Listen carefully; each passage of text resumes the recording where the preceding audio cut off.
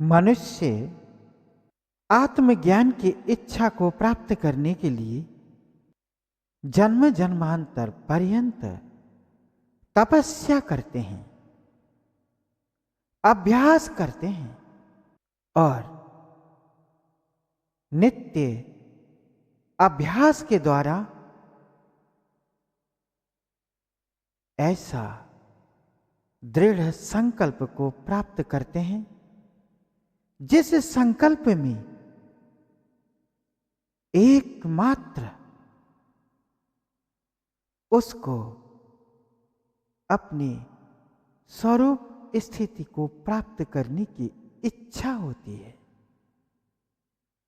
ये जो आत्म इच्छा को प्राप्त करना कोई सरल विषय नहीं है। मनुष्य को इस आत्मज्ञान की आवश्यकता प्रतीत नहीं होती, क्योंकि प्रत्येक मनुष्य संसार के विषय अभिगामी होते हैं।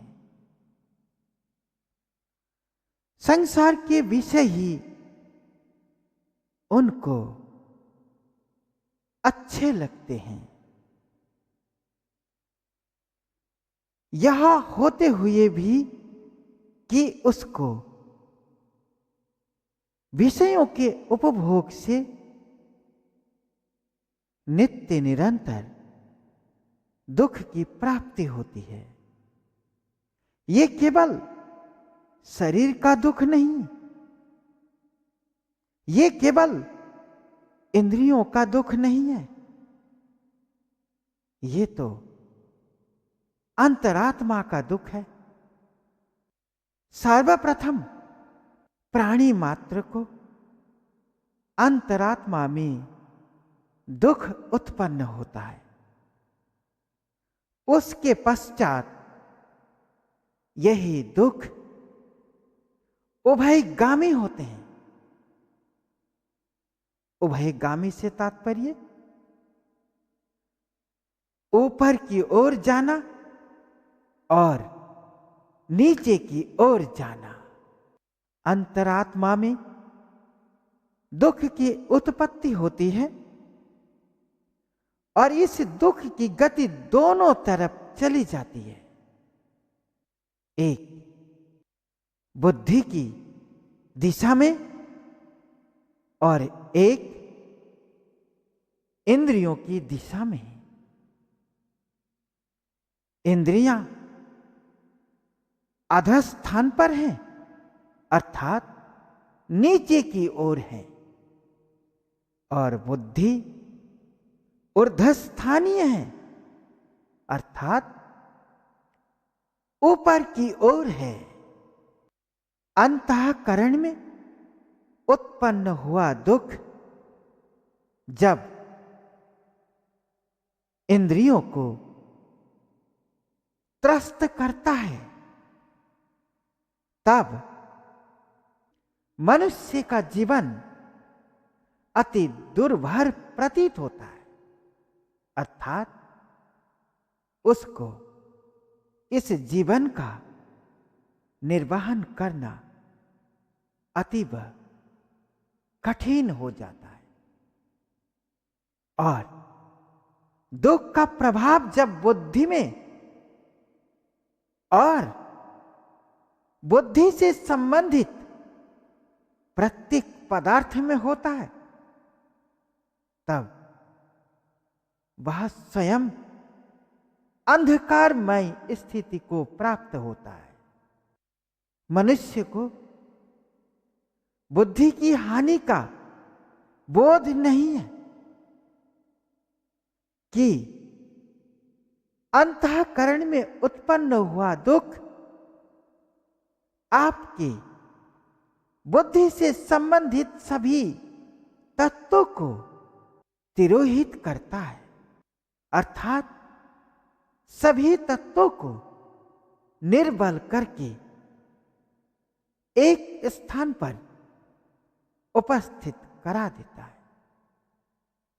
परंतु सामान्य मनुष्य इंद्रियों के दुख से अवगत है। इंद्रियों में किसी भी प्रकार की उसको दुख सहनीय नहीं है, फिर भी प्राप्त होता है। ये जो दुखमय जगत है, जिसमें इस आत्मा ने सुख नाम का पदार्थ कुछ अनुभव नहीं किया, जिसको सुख नाम से अनुभव किया है, वह उसके अंतःकरण में पुनः दुख को उत्पन्न किया है। और बिना तपस्या के, बिना अभ्यास के उस मनुष्य को आत्मज्ञान की इच्छा नहीं होती। जिनको आत्मज्ञान की इच्छा नहीं होती है, उनको आत्मज्ञान से संबंधित कोई भी उपदेश, कोई भी चर्चा आनंदमय प्रतीत नहीं होता है। और जो अभ्यासी है आत्मज्ञान का और अपनी अंतरात्मा के सभी तत्वों को शुद्ध करने का अभ्यास है, उसको इस आत्मज्ञान में चरम रस की प्राप्ति होती है। और वस्तुतः यह आत्मरस ही तो मनुष्य का लक्ष्य था। यही तो एकमात्र उसका कर्तव्य कर्म था। यही तो उसका एकमात्र मानव धर्म था। इसी मानव धर्म से विमुख होने के कारण से वह अधर्मी दुखों का ही सामना करता है। परंतु जो मनुष्य आत्मज्ञान का आश्रय लेकर तपस्या करते हैं, वह तो स्वयं इस विश्व ब्रह्मांड के ब्रह्म का एक अभिन्न अंश है। और इस आत्मज्ञानी के मार्ग में एक शत्रु है, एक घातक तत्व है। उस तत्व को पूर्ण रूप से अपने संकल्प के द्वारा विजित करना होगा। जो साधक इस आत्मस्थिति को प्राप्त करना चाहते हैं, उनको कुछ नहीं करना, केवल इस परम शत्रु पर विजय प्राप्त करना है। ये जो शत्रु है, ये कोई और नहीं है, आपके शरीर के अंदर इंद्रियां, मन और बुद्धि में आश्रय ग्रहण करने वाला यह अत्यंत दूषित काम वासना है। हे आत्मज्ञानी साधक, आप इस बात को स्पष्ट रूप से अपने अंतःकरण में धारण कर लो। बिना काम वासना पर विजय प्राप्त किए कदापि आत्मस्थिति को नहीं प्राप्त कर सकते। और इस काम वासना का स्वरूप अत्यंत अलौकिक है। इसका कोई शरीर नहीं है, इसका कोई रूप नहीं है, इसका कोई अस्तित्व प्रतीत नहीं होता है। फिर भी सभी प्राणी इससे प्रभावित है, इस पर विजय प्राप्त नहीं कर पा रहे। सब इस काम वासना से परिचित है। कैसे? क्योंकि इसका तो कोई शरीर ही नहीं है, इसका तो कोई अंग प्रत्यंग भी नहीं है। इसीलिए तो आत्मज्ञानी योगियों ने इसका एक नाम अनंग रखा है, अर्थात अंग रहित। इसका कोई अंग नहीं है। तो क्या है इस काम का स्वरूप? क्या है स्वरूप? अर्थात उसका अपना रूप,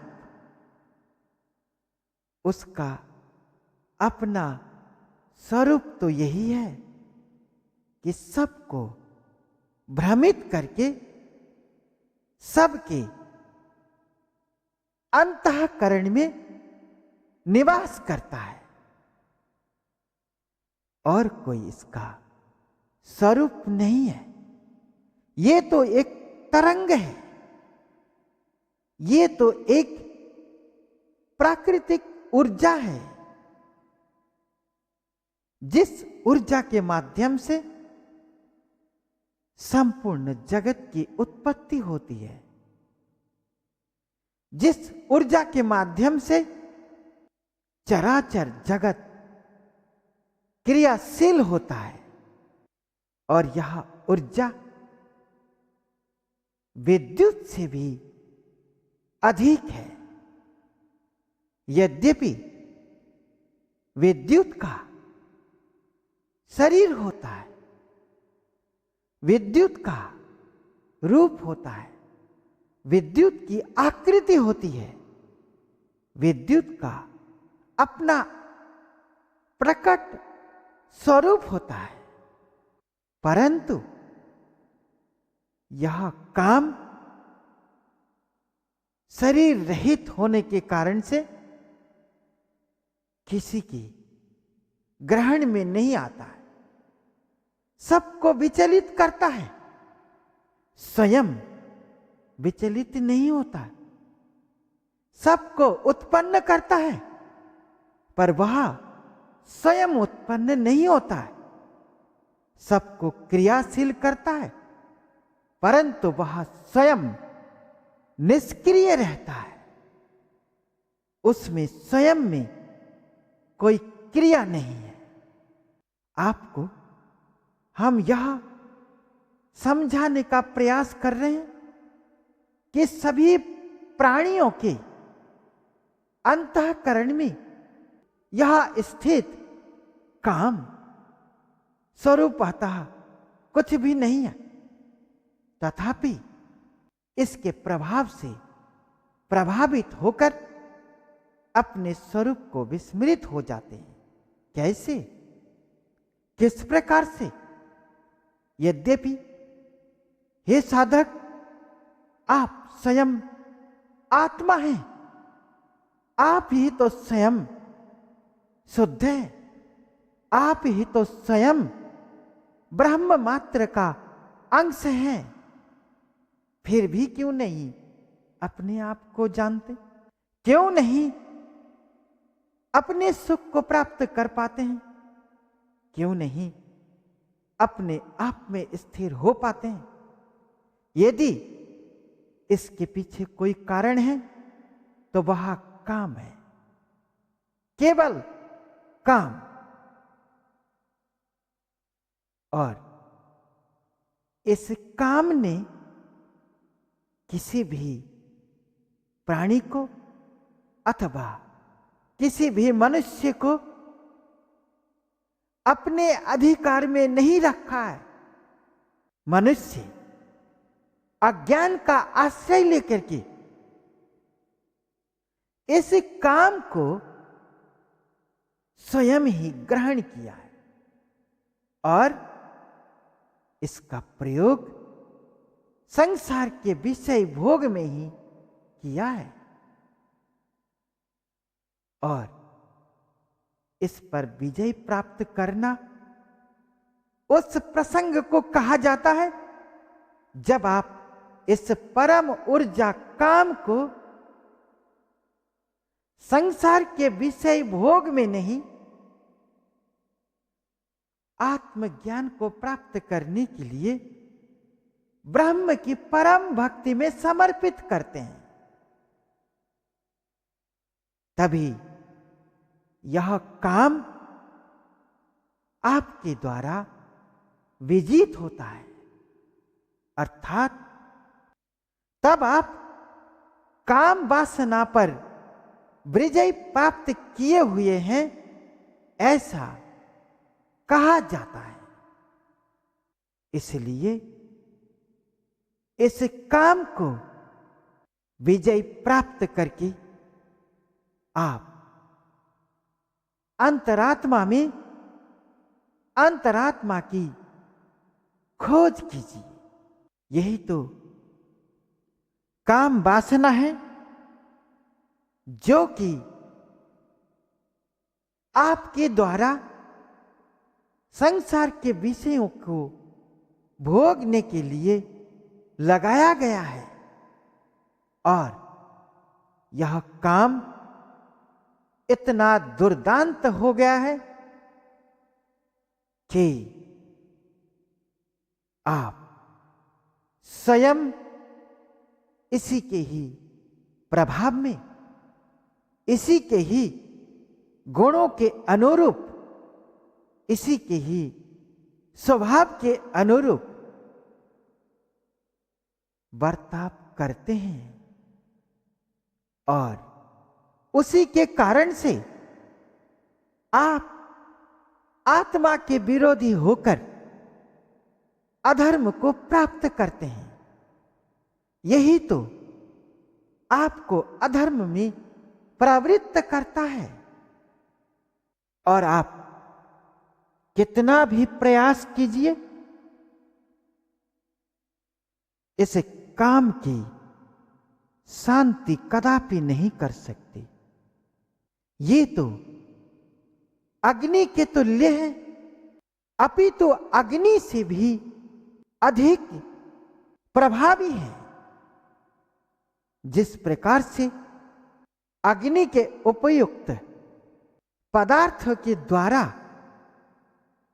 अग्नि का शमन संभव नहीं है, जैसे प्रज्वलित अग्नि है, वह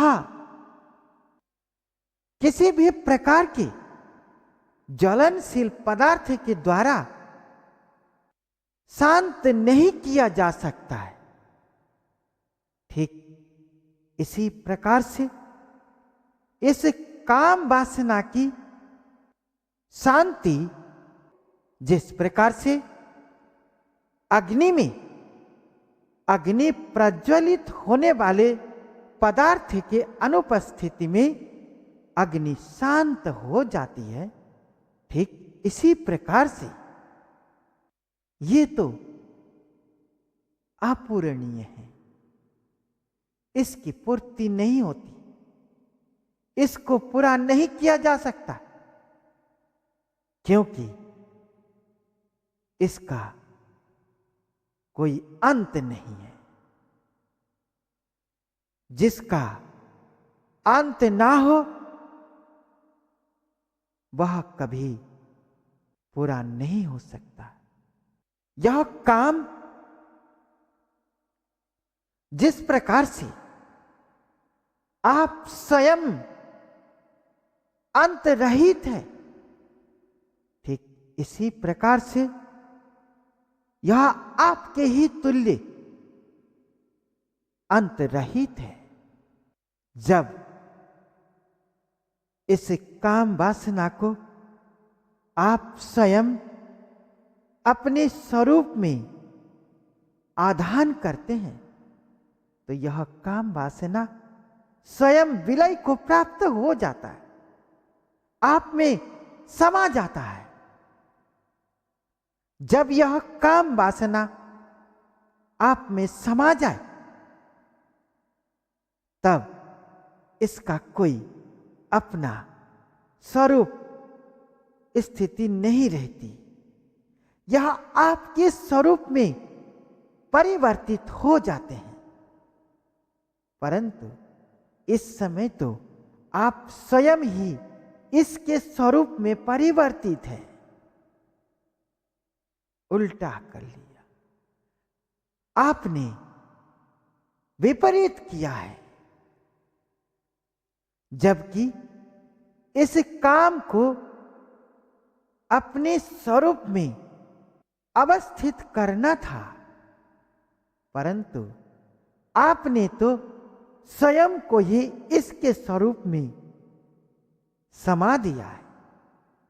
यही तो आपका अनुचित कर्म है, यही तो आपका अधर्म है।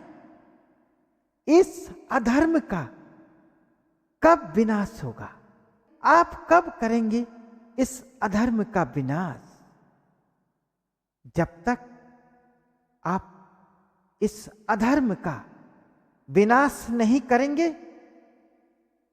तब तक अधर्म की वृद्धि आपके अंतःकरण में होती रहेगी और संसार में आपको कदापि सुख नहीं मिलेगा। और आप धर्म का आचरण कीजिए, काम को अपने स्वरूप में उपस्थित कराने रूपी धर्म का अनुष्ठान कीजिए। आपको प्रत्यक्ष ही इस मनुष्य शरीर में ही परम आनंद का अनुभव होगा और प्रत्यक्ष होगा।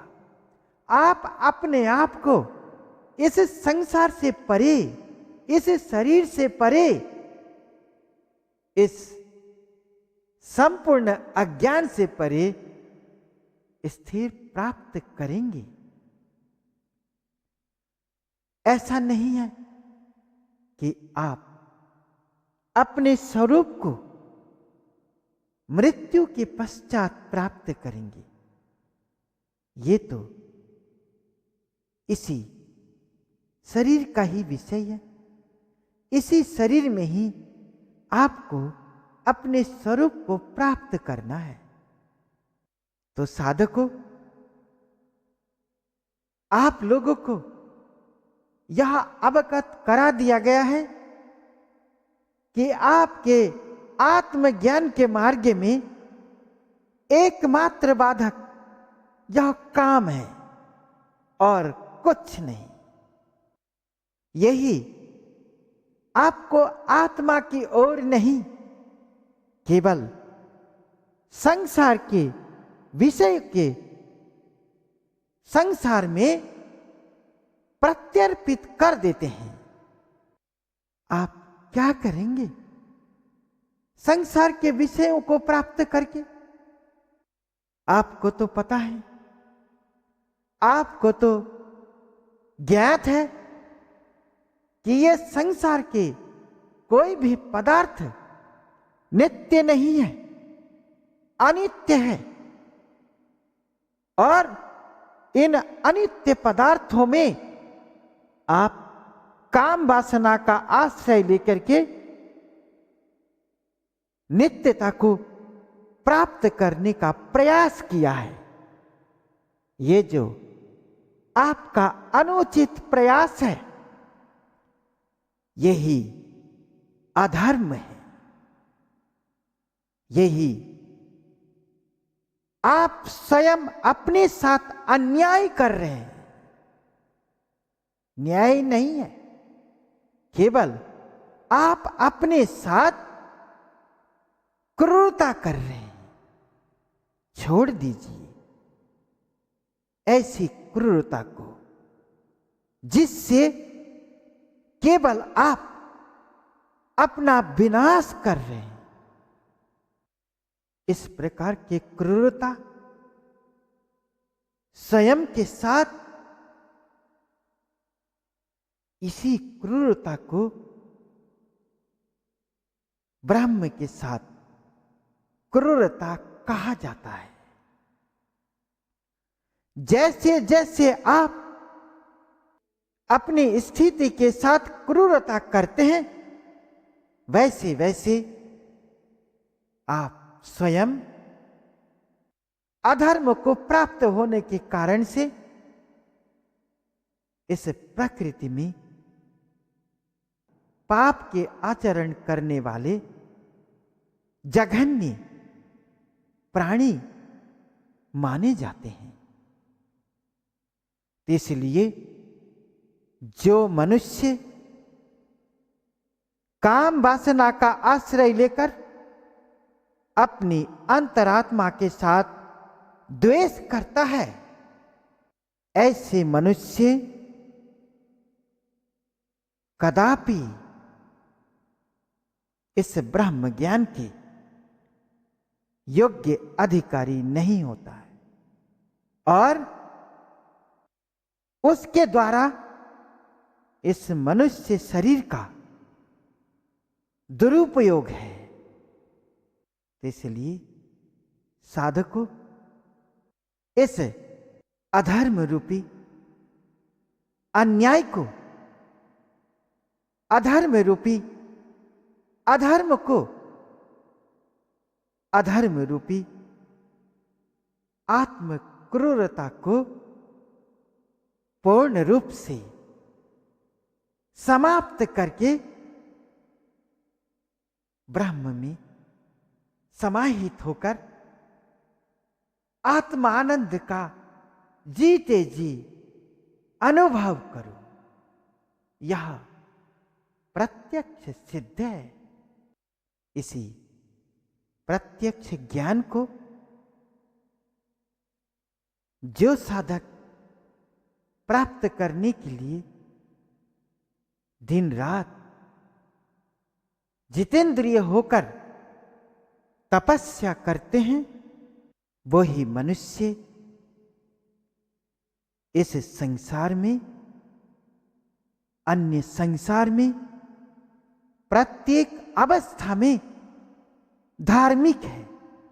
उन पर किसी भी प्रकार से कोई भी अत्याचार नहीं कर सकता है, क्योंकि उन्हीं की ही सुरक्षा के लिए ब्रह्म स्वयं अवतीर्ण होते हैं और उनकी बाधा अधर्म रूप काम को समाप्त करते हैं।